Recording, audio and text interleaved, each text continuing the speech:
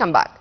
Still, the whole world is talking about what took place in Sharm el-Sheikh, the peace summit which was co-chaired by President Abdel Fattah al-Sisi and American President Donald Trump here in Egypt, with the attendance of more than 20 world leaders, and it ended with signing the ceasefire. Despite the fact of the many challenges that are facing the 20-point plan of Donald Trump and the implementation of it on the ground, Egypt is continuing its efforts to maintain the deal and to guarantee the access of humanitarian aid to the Gaza Strip, and to make sure that at least the first phase is going to be implemented without any obstacles. Is this going to be the case? No, life is not that rosy, but still we do have this will to continue supporting our Palestinian allies. To shed more light on this and the latest developments and the 20-point plan and the implementation of its first phase, we are very much delighted to have with us live here in the studio our prominent guest, Dr. Ayman Salah, Professor of International Law and member of the Egyptian Council of Foreign Affairs. Thank you very much for being with us, sir, and a very good morning. Good morning. Sir, as I said, still the whole world is paying attention to what took place here in Sharm el-Sheikh and the Peace Summit. Before going into the details of the recent developments, when you know about the 20 points, when you know that Trump is going to be here and is going to co-chair the summit with President Abdel Fattah al-Sisi, first thing to come to our mind is the guarantees.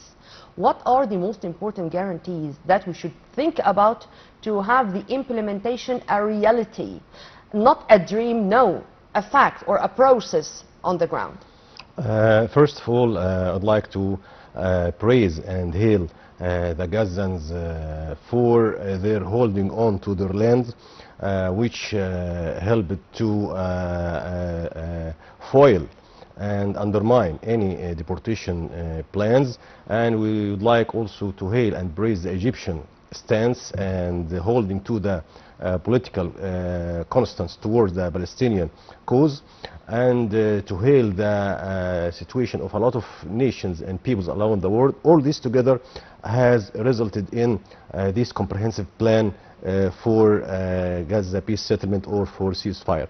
And for the guarantors for this agreement, actually there are some guarantors, separate ones, but together as a collective picture they can put force on both sides to stick to ceasing fire. First, President Donald Trump is personally investing in this plan. He is considering this plan as a part of his legacy in order to stop the war in Gaza. As you know, he is looking for a Nobel Prize, so it's a part of his legacy and he's personally investing in this plan. Second, guarantors are the Middle East nations, Egypt, Qatar, Turkey, who have played an important role as mediators in this ceasefire. The third one is the international pressure, and we have seen more than 25 states and like 4 international and regional organizations have attended the conference.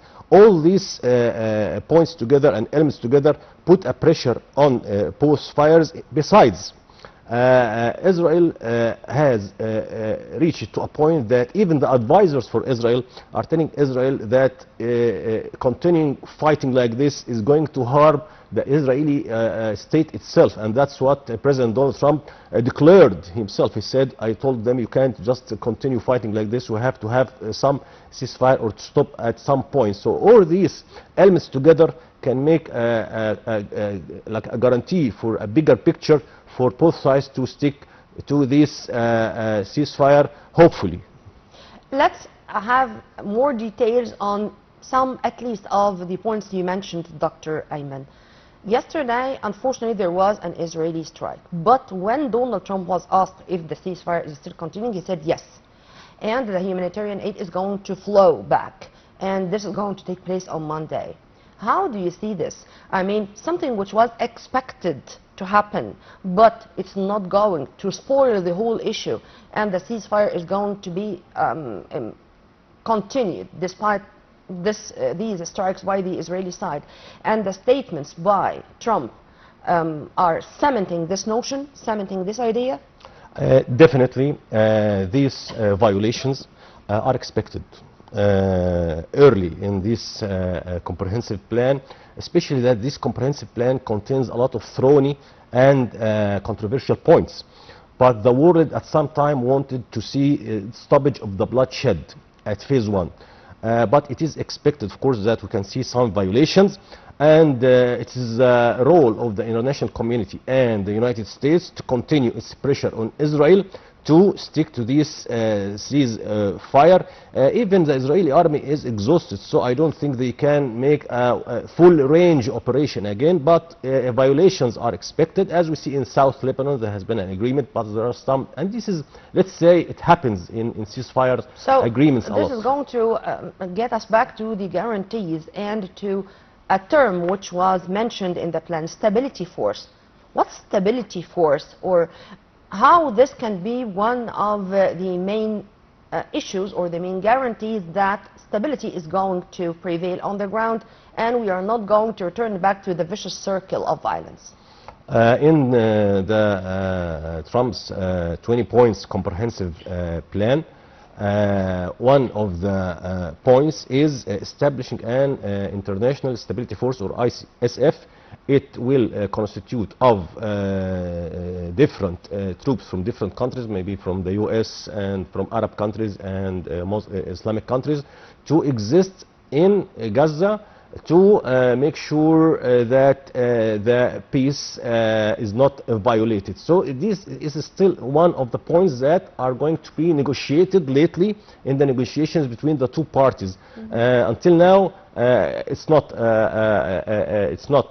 affected on the ground, but a lot of countries welcomed that idea to have some kind of international troops and boots on the ground to make sure that stability and peace continues on the ground. So it's an important point if made in a correct way, and if the Palestinians say that they welcome such maybe Arab and Muslim and Islamic troops, would be there for the stability, and we are looking forward for the next phases of the agreement. Since day one of the crisis, Egypt exerted all efforts to stop the bloodshed and to continue with supporting the Palestinian people in their legitimate rights to have an independent Palestinian state on the borders of the 4th of June 1967 with Al-Quds as its capital. And we are going to refer her to the continuation of these efforts, starting with the presidential level. Yesterday, President Abdel Fattah al-Sisi received a phone call from Norwegian Prime Minister Jonas Gahr Støre, and he hailed the Norwegian stance of recognizing a Palestinian state, and this was back in May 2024. How do you see the efforts exerted by Egypt, particularly with Western countries, to recognize a Palestinian state, efforts which were culminated in the UN General Assembly meetings which took place in September, with the recognition of a Palestinian state and the also announcement that these countries are going to have diplomatic ties with Palestine? Actually, Egypt has always played a very prominent role towards the Palestinian cause by history and by geography. And one of the the very important steps that was taken when President Abdel Fattah al-Sisi declared that Egypt does not agree and will not accept the deportation of the Palestinian people and the enforced transfer of the Palestinian people so as not to liquidify the cause. And this was a pivotal point in the path of the war, because the main objective of the Israeli forces is to deport the Palestinian people. This was their main objective, and they didn't manage to do that. So this was a very pivotal issue, and Egypt and other countries helped through its conferences and the Arab conferences and the Arab summits that we have made to make it clear for the world, and we invited even some top officials from Europe, President Macron and the UN Secretary. So all this together made a picture for the West to see what is happening on the ground. And of course, as we need to say something, from October 7, 2023 till now, there are 21 states, new states that recognize Palestine from October 27 to amount for 157 states. 157 states, if we get it from the 193 states of the United Nations member, so this represents 88% of the UN members. So to have 20, like you have like 21 countries in 2 years to recognize Palestine. This is a very big achievement for the Palestinian cause, politically and diplomatically, and of course Egypt has always played a very important role from the very early dawn of the cause, definitely. Going from the presidential level to the diplomatic level or to the ministerial level. Foreign Minister Badr Abdel Ati was deeply involved into very intensive contacts with his counterparts from all over the world to make sure that the reconstruction and early recovery Gaza conference, due to be hosted by Egypt in just 2 weeks from now, or maybe less than that, is going to be another story of success and is going to be a real help or a real support to the Palestinians in the current unprecedented catastrophe they are living in. How do you see this, sir? Yes, Mr. Badr Abdel Ati has been very active from the very beginning of this dilemma and this war, and he has held many conferences and meetings with a lot of partners for assuring the importance of the reconstruction and the rehabilitation of Gaza, because this is a part of the security of Gaza, so as not to be repelling for its citizens. So we have to reconstruct the Gaza sector and rehabilitate Gaza sector to ensure that people will find some place to stay and to foil and undermine any deportation attempts. And now Egypt, as you know, we are expecting a reconstruction conference including a lot of international partners to see how can we reconstruct Gaza, who will finance this plan. Yes, Egypt has very big efforts on all levels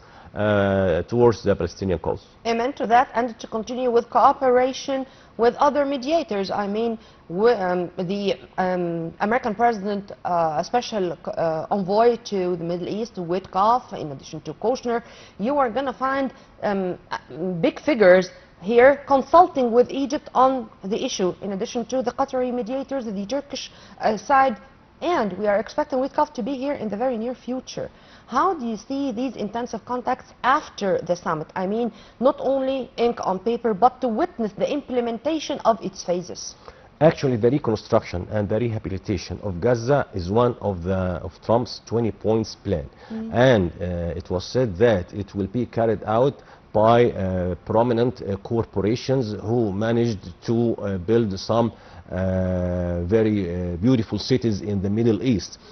This means that we are having international partners in the construction section, corporations, big corporations throughout the world. And you know that, of course, the US and other Europe countries, they have their corporations, and as we know that Steve Witkoff also, as we know, works in, he has contact with very big corporation, and he is part of these big corporations, so with other partners. So the people who shared and participated in this, let's say, negotiations, they have their background in the idea of the reconstruction and the rehabilitation of cities and places. But what about building bridges of confidence among different sides? Because there was a statement, for example, which was released by Witkoff only 48 hours ago, meaning after the Sharm el-Sheikh summit. He said that I felt betrayed with the Israeli attacks on Qatar. The word betrayed, to be used by a diplomat, it's not easy. Yeah. How do you see this, the timing of such a statement, and how he is going to continue working with all sides to guarantee the implementation of his president's 20-point plan? Actually, all the world felt betrayed by the Israeli attacks on Qatar, because if you attack a mediator, this is actually nonsense, and you are losing ground, and you are losing relations with people. Even the United States, they felt embarrassed for this attack, because we are the guarantors of this mediation, and Qatar is a mediator, and you attack a mediator. And what Witkoff had said is expressing an idea, an international idea, or international flow in the world, that what happened to Qatar was a betrayal, and we hope that Israel this time stick to its commitments in the plan, with the cooperation of other international partners and our partners, and on top of them Egypt. In addition to the big powers, how do you see the role of international organizations? I mean, the UN, the Arab League, the OIC. How do you see their role in the coming phase? And should they shoulder more responsibility, sir? They have a very big role, and if you remember the sessions of the 80th session of the United Nations, that was the session where all the leaders of the world talked intensively about the situation in Gaza, and on the margin on this session, President Trump met with the Arab leaders. Secretary Antonio Guterres has always affirmed that things in Gaza cannot continue like this, and even in the plan it was said that the aids will be the responsibility or will be presented by the UN and the Red Crescent and the Red Cross. So now they are going back to the UN, and it is mentioned in the plan. And the UN, if you and the Arab League also have. Sir, I'm asking this question because I want to know in your vision regarding how the international community helped to make this ceasefire sustainable, to have this ceasefire a strong one, a comprehensive one, not a shaky one which can be violated at any time, particularly by the Israeli side. Hopefully, phase one has been signed by both parties, Hamas and Israel, for the implementation of phase one. So now we are looking forward for phase two. Phase two is very controversial and very thorny, especially the disarmament of Hamas, the governance of Gaza. These are very thorny and controversial points, and all the world know that these points are very thorny and controversial. But this is the nature of things. It's a war. And the war, Israel didn't win the war because it didn't make its objectives, and also Hamas wasn't, I mean, things were not clear at the end of it. There was no clear results of the war. So there are some thorny points. All the world know this. We hope that with more pressure from international powers, things can still stable, and we have seen some late violations from Israel after the ceasefire. But we expect this, and all the parties expect this, so we hope that things go in the right direction, hopefully. We know about the pressure on Israel from the international community, and Israel became isolated after all the massacres committed in the Palestinian territories. But what about the pressure coming from inside Israel? How do you see the case, or how do you see how Benjamin Netanyahu is going to face whether his people or the charges against him after the war ends? Actually, to be frank, I don't rely a lot on the internal pressure inside Israel, because you know that the extreme right till now are willing to continue the war, to proceed in the war.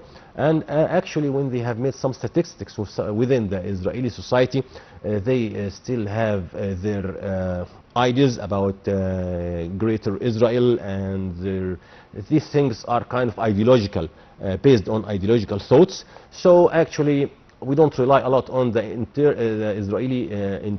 Israeli inside, but we hope that the outside pressure.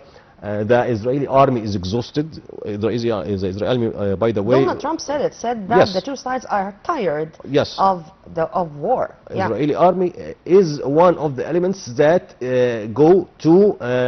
wants to stop the war. So we hope that all the pressures, the isolation of Israel, the political future of Israel, the image of Israel, because all the people and all the analysts say that Israel lost a lot in this war, politically and diplomatically, and its image. So it really lost a lot. And some sane voices inside Israel said that you are harming Israel itself. It's not about only war. So we hope that all these things together can put pressure on Israel, led by the United States, of course, to stick to its commitment. Yeah. As you said, sir, the second phase is more controversial, thorny, and there are a lot of issues which the mediators should take care of, not to spoil the whole thing. In your opinion, what are the most important difficulties? I mean, which is more difficult, or which is to be considered as a real hardship in front of implementing the peace deal? Disarmament of Hamas or the governance of Gaza? Both points are very thorny because disarmament of Hamas and demilitarization of Hamas.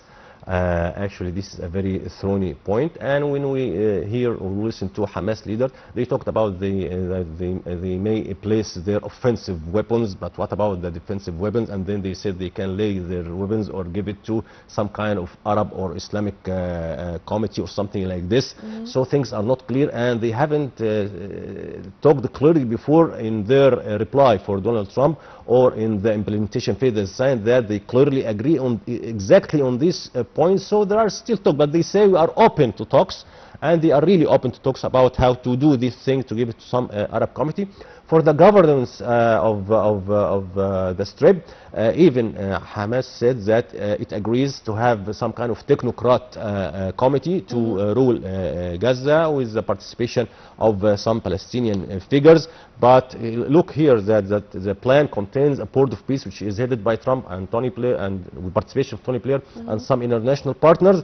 And this also is a kind of controversial point because is it going to happen? Is Hamas going to leave the sector? So these are controversial points, and it needs kind of long negotiations and patient negotiations, giving offers and giving some kind of deals between the two parties. The withdrawal of Israel is also a controversial point because if we look at the map now, they are at the yellow line. There are still two lines, and there is 55% of the 55%. And look, there is a buffer zone, a security zone, which is in the map of Trump.